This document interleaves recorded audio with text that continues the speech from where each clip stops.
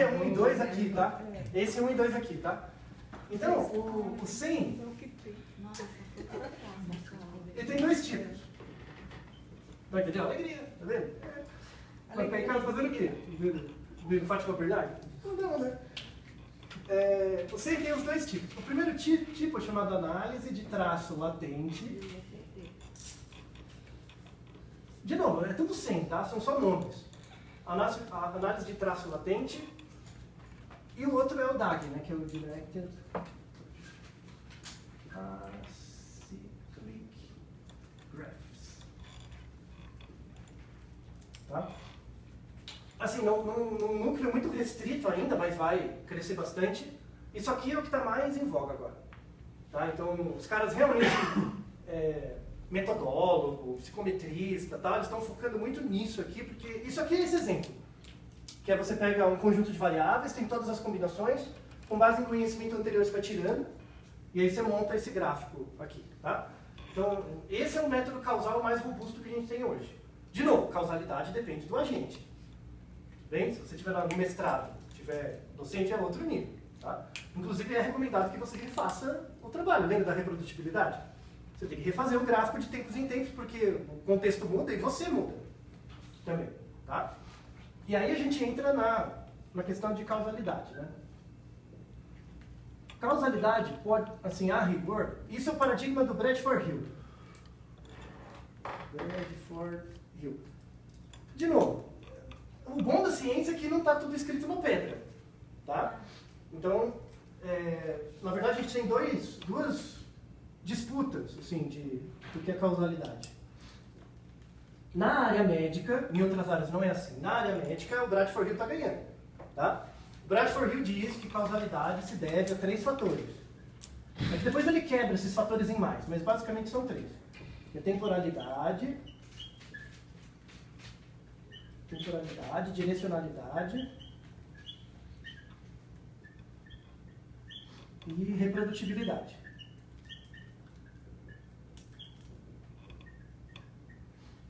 Tá? Foi daqui, do conceito do Bradford-Hill, que saiu essa ideia de que estudo randomizado controlado, estudos longitudinais inferem causalidade, estudos transversais não. É esse paradigma. Tá? Porque uma das condições é ser temporal. Se A causa B, o A tem que acontecer antes do B. Como é que eu sei que A acontece antes do B? Fazendo o estudo longitudinal. Faz sentido? Não tem nenhum problema. Tá? Só que, por exemplo, onde que isso, assim, na área médica, tudo bem, comportamento, tudo bem. Onde que isso começa a dar ruim? Na física. Porque a noção de temporalidade, quando eu estudo partículas subatômicas, em que o tempo é diminuto, eu não consigo saber se um acontece antes do outro. Aí você já quebra isso aqui. Mas tem causalidade. Então quando você pega um acelerador de partículas, né? Não sei se já viram como funciona. Basicamente para eles descobrirem se existem outras subpartes do átomo e tal, todos os gluons, os quarks, os mesons, todas aquelas coisas lá, né?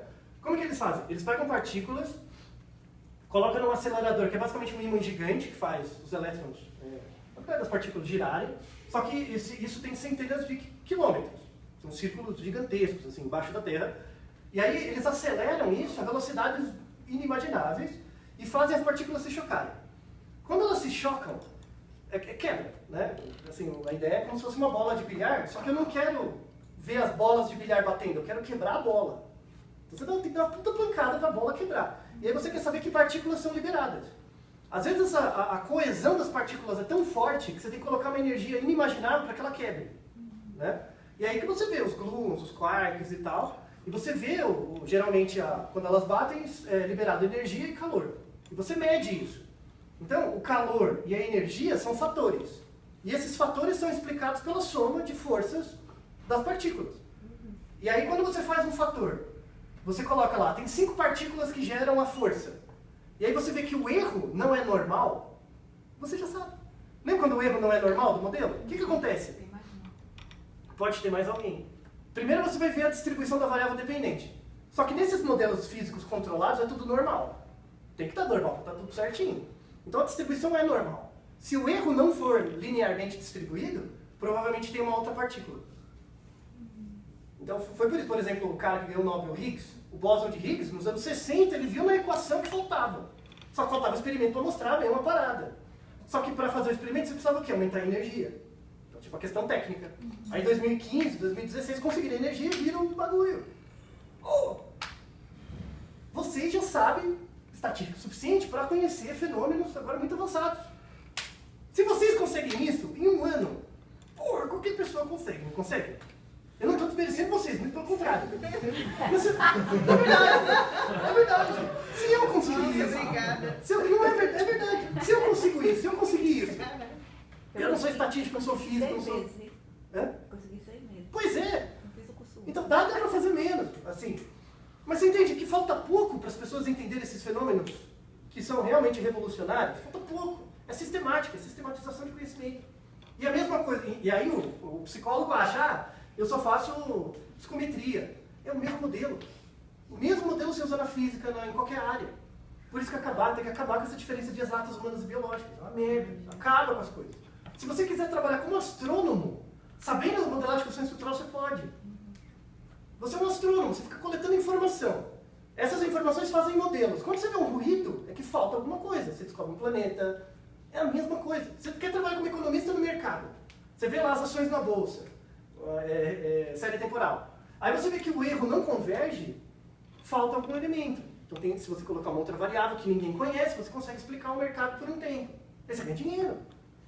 Essa é a aplicação que você tem que ter como cientista. O que você aprende aqui vale para qualquer coisa, inclusive ser feliz. Que não é ficar aqui na academia, diga de passagem. A verdade seja dita. Mas, tenha isso em mente. Por isso, eu estou preparando vocês para fazer qualquer coisa. Inclusive, entrar no LinkedIn e aplicar para aquelas vagas de data science, essas coisas. Você vai saber mais do que os caras. Tá? Aí o gargalo é que você tem que saber programar um pouco. Então faz uns cursos online de programação, principalmente Python e SQL, tá? Que são bons. E começa a aplicar. Começa a aplicar. Você vai ver que o cara vai falar o máximo, que ele usa TST. Né? Ele faz uma... Se der tempo, eu queria falar muito de algoritmo de inteligência artificial. Assim, Fala. Não, no final do curso eu falo, né? Se der tempo. Que você faz lá, cara, inteligência artificial, tal, aí você vê o resultado, faz um gráfico bonito, aí você vai ver a conta, é um TST. Mano, eu fico com vergonha. Não, quando eu falo que a inteligência artificial na verdade é uma regressão logística, assim, eu fico com vergonha. Mas tudo bem. Tá? Não tá tudo bem, mas tudo bem. Né? Então, o modelo de Bradford-Hill de causalidade tem essa limitação. Aí você vai lembrar da ideia da física. Tá? Por exemplo, só para dar um exemplo disso. A gente costuma, eu não lembro exatamente, mas tem um tipo de muon, que é uma subpartícula lá do átomo, tem um tipo de muon que aparece a partir de um quark. Então, quando o quark perde uma certa quantidade de energia, ele vira outra molécula. Então, o muon só existe porque existe o quark.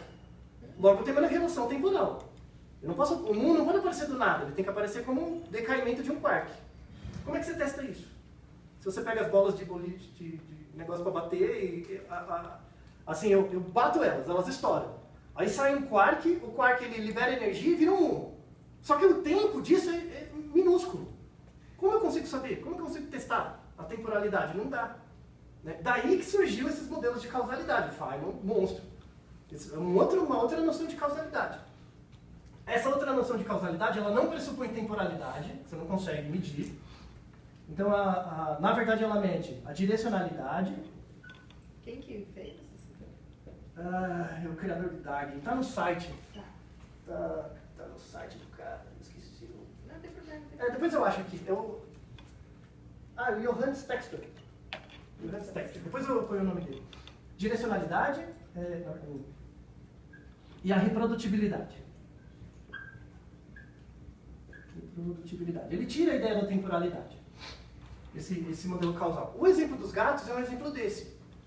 Então, só que para você ter 1 e 2, você tem que ter uma condição. A condição que você tem que ter aqui é o conhecimento do agente.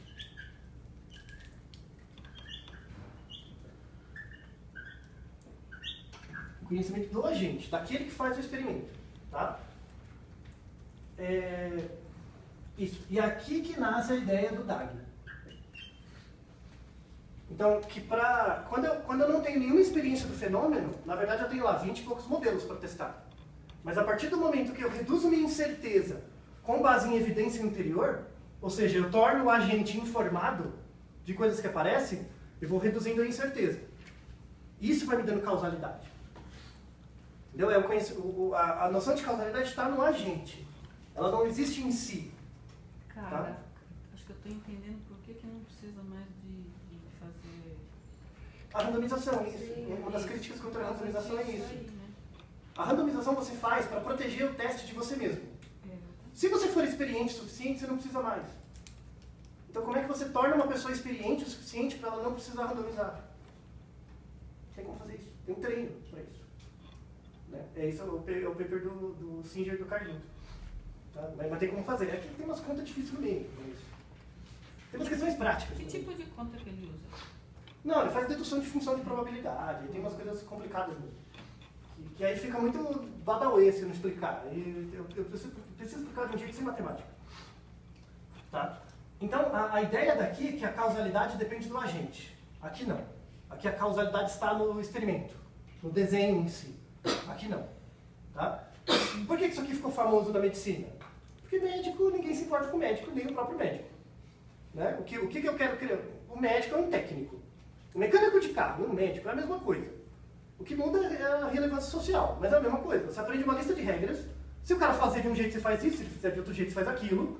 Né? Ou seja, isso aqui funciona bem. Não é verdade? O cara, se o virabrequim fizer barulho, é porque a bomba d'água falhou. Né? É isso que o mecânico fala pra você, não é verdade? Sim. Então, é do mesmo jeito que você fala pro paciente. Tá? Então, o mecânico de carro e o médico é a mesma coisa nesse modelo. Aqui não. Aqui você tem que se preocupar com a formação do médico. Para saber se ele, de fato, pode afirmar coisas de forma causal ou não.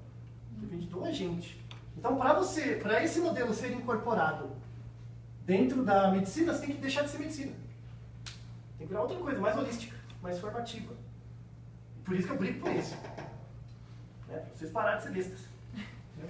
Porque isso aqui, quando você faz estudo clínico e tal, para remédio, até vale. Mas em psiquiatria, isso não funciona. Em psiquiatria não funciona. Coisas temporalmente diferentes não tem uma causalidade tão boa para a doença mental. Mas aqui sim. Aqui sim. Dependendo da experiência do psiquiatra, ele consegue reduzir a incerteza sobre a causalidade para aquele indivíduo. Aquele contexto. O psicanalista tenta fazer um pouco isso. Aqui ele não consegue, mas a ideia dele é essa. Freud, se estivesse vivo hoje, estudaria Dagny. Mesmo. Freud sairia lá de Viena sabendo Dagny. Tá? E o mais fácil é que você tem um site. Você não precisa instalar programas para fazer o Dagny. Tem um site mesmo, online, gratuito. Tem um pacote no R, em que você pode usá-lo. Eu vou até pôr para vocês, só para vocês verem. Eu vou dar uma olhadinha, assim, só uma coladinha, tá? Na aula que vem eu faço um exemplo. Porque eu sei que vocês estão cansados.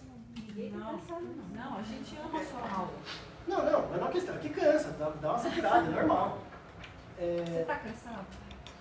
Não, tô de boa. Da gente não. Tô de boa.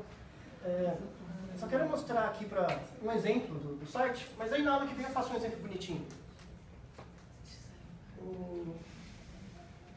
Nossa Senhora, eu sei, Nossa Senhora pra mim também, é muita coisa.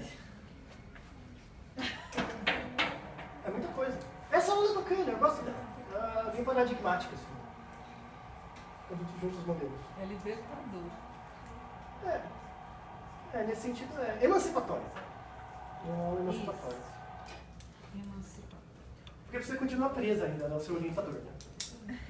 Você chegou nesse ponto, e o seu orientador? Essa é a minha pergunta. Mas você não achou que o meu, por exemplo, você não gostou dele? Assim, ele é mais abertão? Não, mas o seu orientador, assim, como é que você faz um orientador entender isso? Ele tem que vir na aula. Não dá pra você chegar uma tarde e ficar explicando pra ele. Tipo, porque ele não quer aprender, ele quer publicar o artigo dele. Entendeu que são conflitos de interesse diferentes. Você Então, chegou a dar aula pra eles lá? tô tentando convencer, vem pra juntar os demônios. Não tá foda.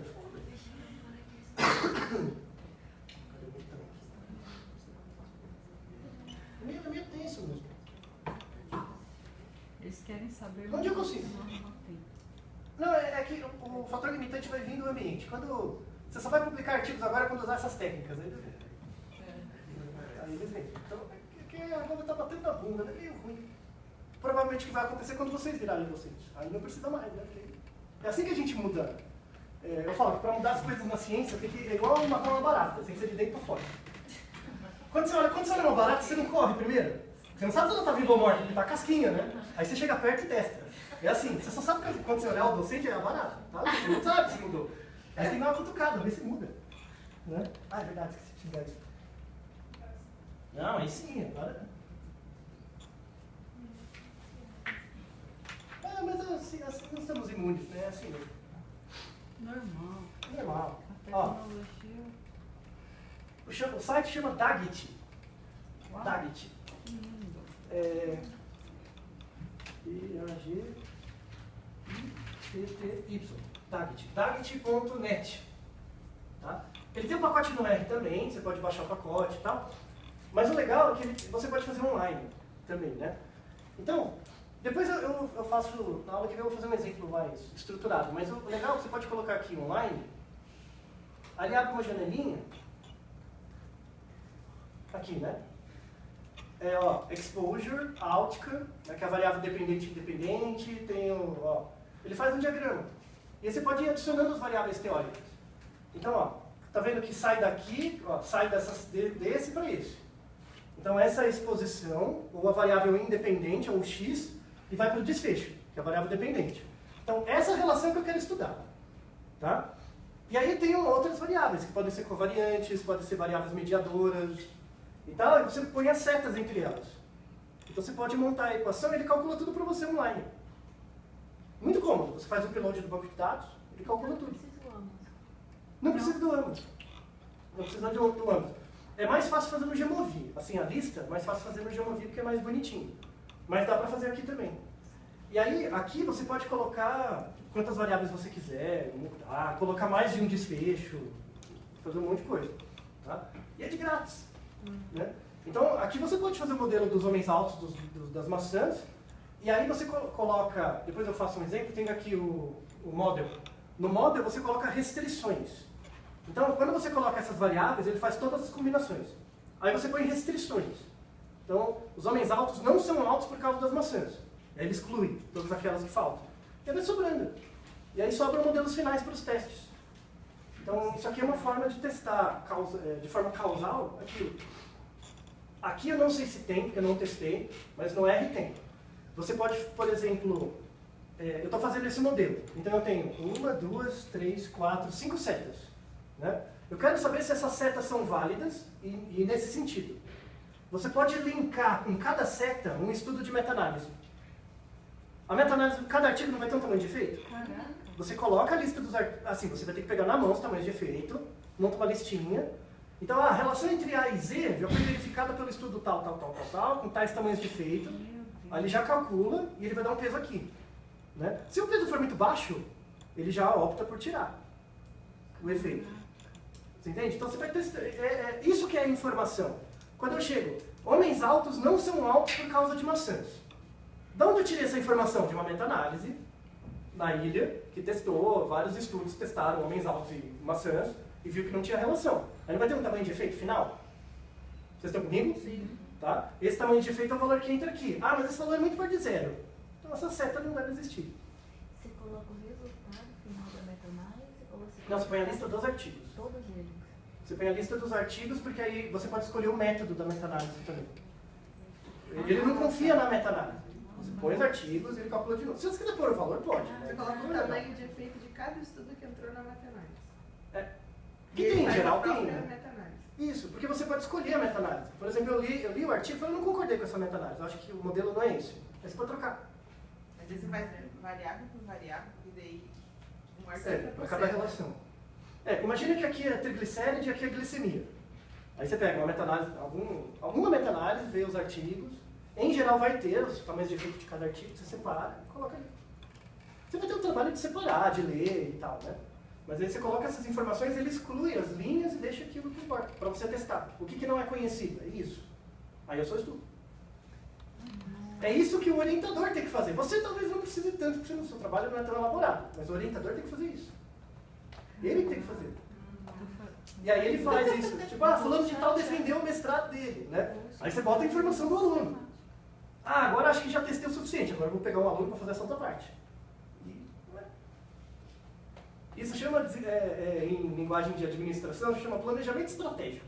Mesmo eu posso usar, não tendo meta-análise, eu posso usar também de efeito de estudo. Pode, aí você coloca, essa seta aqui só tem um artigo e é isso. Tá bom. Aí, assim, aqui tem uma meta-análise, aqui tem um artigo e um artigo. No final, ele vai calcular um peso, que seria esse peso do a priori. Ele não é tão alto do que se fosse um peso com todas as meta-análise, claro. Então, não necessariamente esse é. Ele vai calcular o peso pela inversa variância? Igual Não, é Bayesiano, é outro método. Ele calcula pelo fator de Bayes, que eu vou mostrar depois. Tá? Então, por exemplo, se eu testo todas essas setas usando um artigo só, tem um peso causal diferente de eu testar todos usando meta-análises para cada relação. Tudo bem, mas esse é o conhecimento do agente. Então você Isso está para o agente. querendo dizer que eu posso usar qualquer tipo de estudo? Qualquer estudo. Observacional, na corte... O que você tiver. O que você tiver. É o conhecimento que você tem agora. Então, nesse momento, eu consigo afirmar de forma causal isso. Amanhã, se sair um outro estudo, você refaz. E é isso, a causalidade é criada constantemente, porque ela depende do agente. Muito legal. É para isso que serve o curso 2. Caraca! Para isso que serve o curso 2, chegar aqui. Mas isso aí não tinha no ano passado. Não, porque eu fui aprendendo, eu vou melhorando também, né?